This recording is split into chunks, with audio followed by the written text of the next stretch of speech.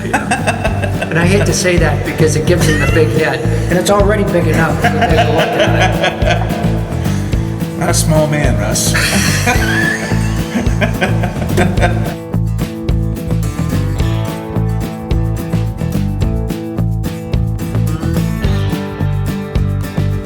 Coming to you nearly live from the subterranean echoes of the Trapdoor restaurant on Washington Street in glorious downtown Greenville, South Carolina. I'm Russ Heaps, and welcome to this episode of It's Just Bourbon. And that's where either John or I find a bourbon and we drag it out here and sip it and sniff it and talk about it a little bit. Sometimes we know a little bit about the distillery, sometimes we don't. We don't know a whole heck of a lot about distilling or aging or any of the other stuff that goes into it.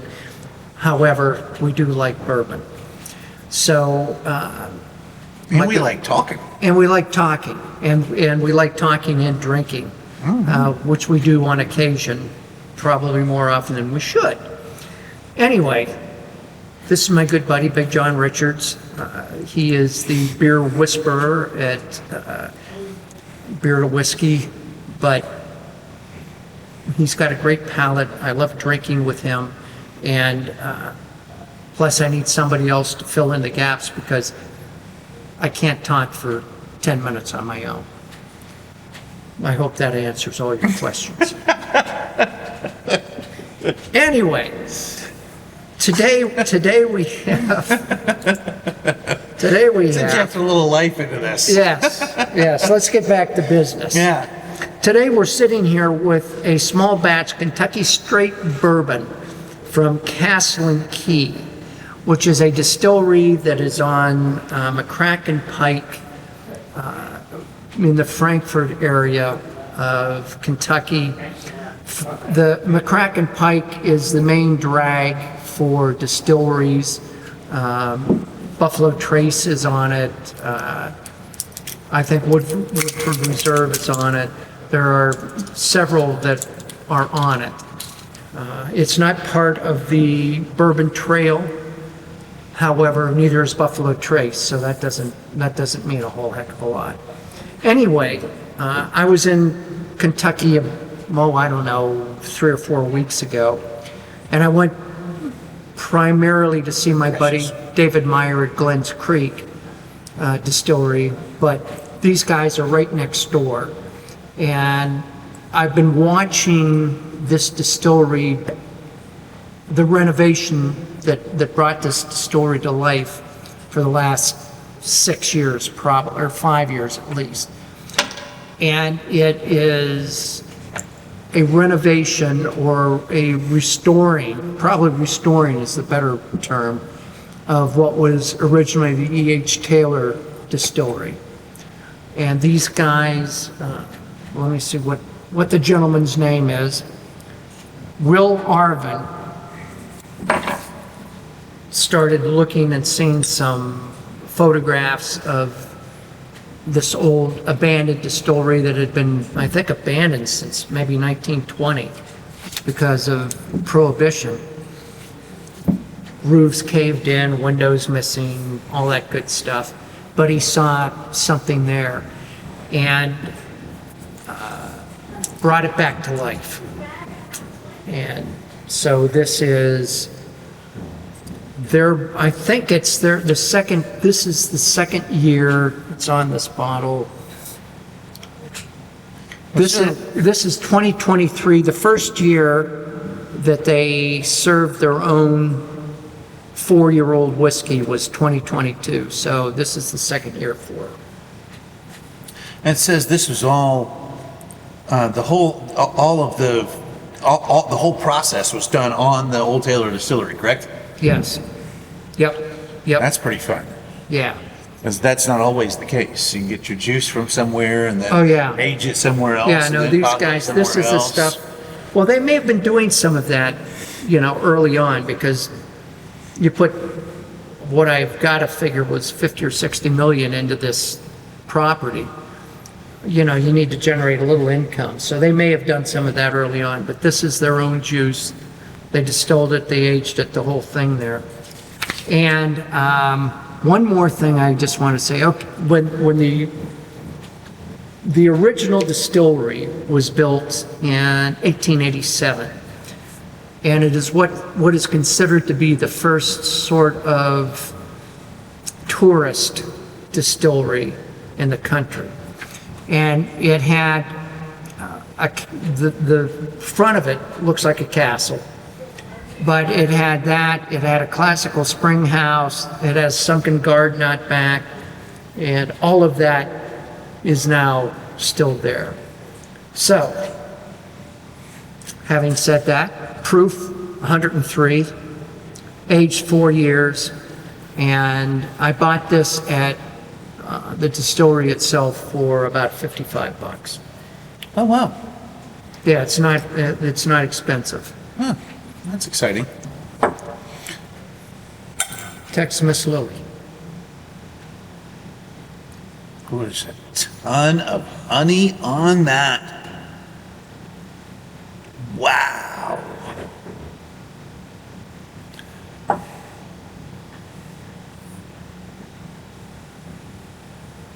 And a little bit more floral if I swirl it around a little.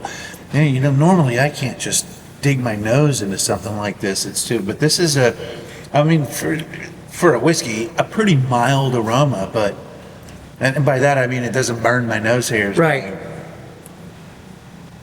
When I get into it, for it to be 103 and be that reasonable on the nose, Soft. yeah, soft.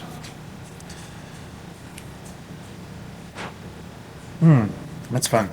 Obviously, a little thought went into the packaging. It's the bottle is very unique and stands out in your collection of bourbon at home. Woo.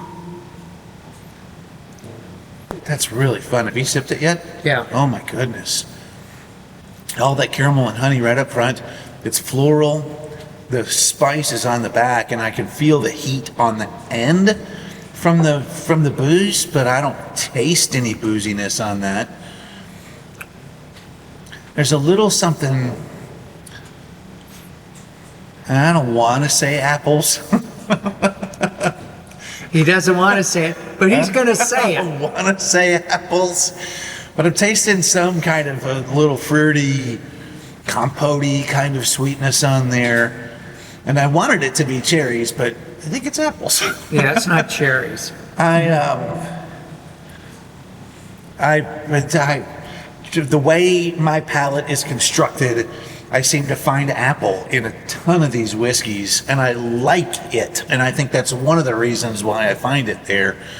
And that's all back to one of my first favorite, and still probably my favorite whiskey is Eagle Rare, and it's just got that big green apple thing that's so unique, where I originally thought was so unique, and now I taste it more and more as I get into more whiskeys. I'm going to concur. Does have apple. Yeah. I do get the apple with some like maybe butterscotch or Yeah. there's some I don't think it's pure caramel. There's something else. It's like a butterscotch. I agree. thing. It's more toffee side or butterscotch than Yeah. it is real caramel. And I think that I'm getting some like cinnamon or clove maybe spiciness out of it. And it may just be me thinking about apples and thinking about applesauce, but Yeah, I'm not getting cinnamon, and I have no clue what a clove tastes like.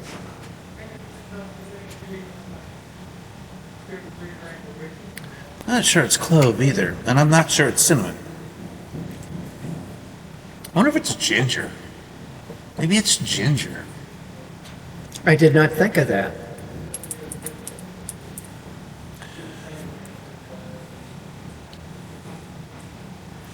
When we do tasting panels with beer, we'll often sit down with a flavor wheel in front of us that has, raspberry, strawberry, cherry, blackberry, plum, grape, and it goes through all the different flavors of different kinds of things, and it gets into grass and wheat straw and all the other weird kinds of flavors and where they relate to each other. So that those things are right in front of you, so that if you're thinking of something, you go, I got a spice, but I can't place it. You just get on the flavor wheel, and it's somewhere in that pie that you find the thing that you're trying to find. So sometimes somebody else suggesting it, even if it's just on a piece of paper, is enough to get the thing in your head and remind you what you're trying to smell. Well, The water has pushed everything down. I think so too. Just 3 drops of water, And well, I say it every time, it's crazy how quickly a drop of water at a time will change the flavor of what you're drinking in a whiskey. and even the nose is not as big. Yeah. You know what's funny is I'm actually smelling more of that hairspray, ethanol, acetone sort of thing now that I put a little bit of water in there and swirled it in. And we found a couple of these whiskeys where we like it better without adding a couple of drops. And this is a legitimate tasting strategy. A drop at a time, add some water in. Now that this is staying with me for a little bit, I'm getting, on the finish, I'm getting like tobacco or leather, Yeah. or, some, Yeah, it got more spicy and it got more earthy with the water in there. And I'm really tasting some of that baking spice up front. And I'm getting that leather, earthy tobacco thing on the finish. But when I first sip it, I'm really getting that sort of, and sometimes we'll do this tasting too. If you can't quite pin it down, we just call it spice cabinet. yeah, and I'm with you. It's much more so since the water's gone in it than it was to begin with. It's really fun. The travel on this is fun. I'm having a little bit more trouble pinning down unique flavors, but because there's so many different things popping up as I taste it. Yeah, these guys, when you go to the distillery, they have a tasting bar where you don't even have to go on the tour or anything. You can just slip back into the tasting bar and get a flight of 3 or 4 things and just try them out, which is kind of unique. I gotta tell you, Russ, this this begs for a cigar about as much as any whiskey I've had in a while. I would agree with that. Wait until we do the next one. This is a teaser. The next one's a real cigar. The next whiskey. one. This is fun with the spice, with that earthy finish on it, with the fairly aggressive alcohol profile on it at 103. I mean, it's a big whiskey. Yeah. I just think this would hold up so well with, and I think this really wants a milder cigar.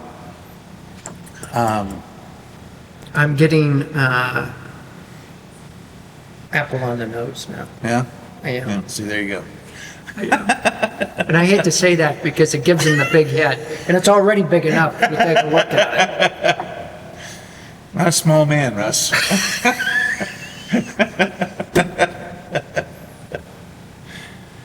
All right, let's send these people out of here. I guess so. So damn lucky. See you next time.